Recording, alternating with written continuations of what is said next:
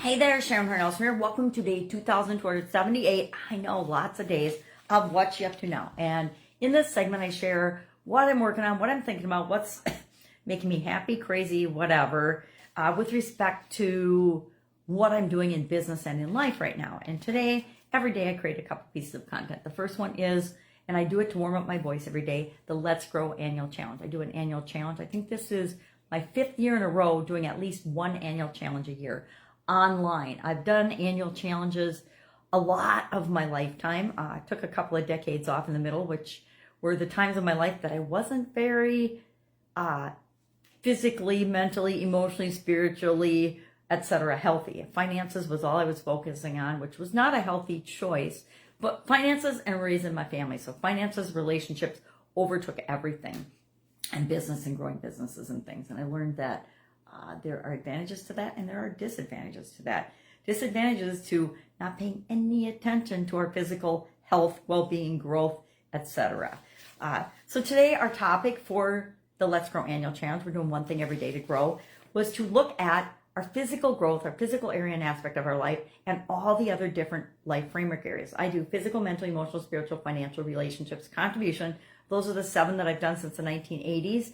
And following the pandemic in 2020, in 2021, I had and was involved in a coaching program where we focused on core skills, and confidence and communication were 2 of those. And I added those to my life framework area, and since then have made them part of my long-term, lifelong goals and objectives. And then I break them down into little bite-sized pieces, and I do something every day in each of those areas and aspects of my life to move me ahead. And the way I can do it, because that would be a lot of things, is I automate some of the processes, some of the action items that I'm taking to move me forward every day, kind of on autopilot as much as possible. And then each month that I'm focusing on an area, I do additional things in that area, as well as set up what am I going to do for the rest of the year. So I make sure I automatically achieve my goals and objectives in each area and aspect of my life. But I like to share this graphic because it shows literally how each of the 9 framework areas interact with one another. There is no, I'm only going to pay attention to my physical well-being, or I'm only going to pay attention to my mental well-being, or I'm only going to pay attention to my relationships or my finances, etc.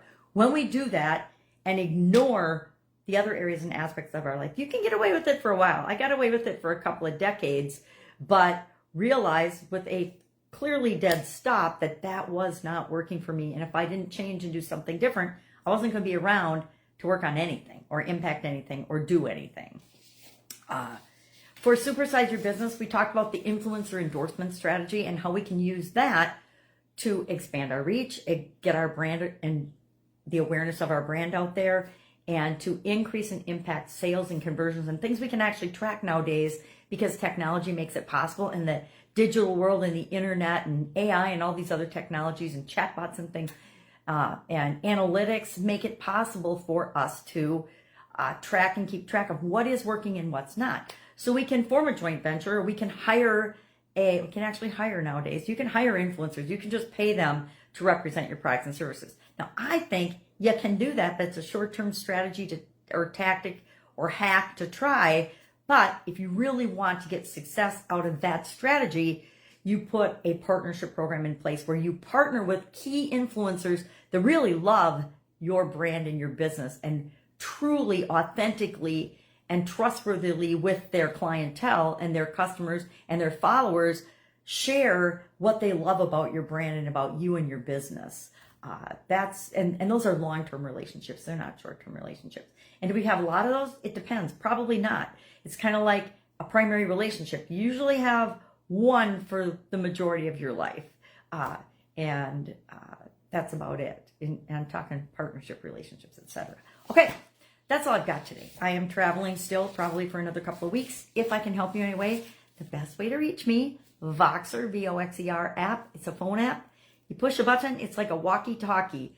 Love it. Maybe because I love walkie-talkies with my granddaughters, but it's so easy for me. I've got visual challenges, so instead of having to text or read emails and things, you talk to me, I talk back.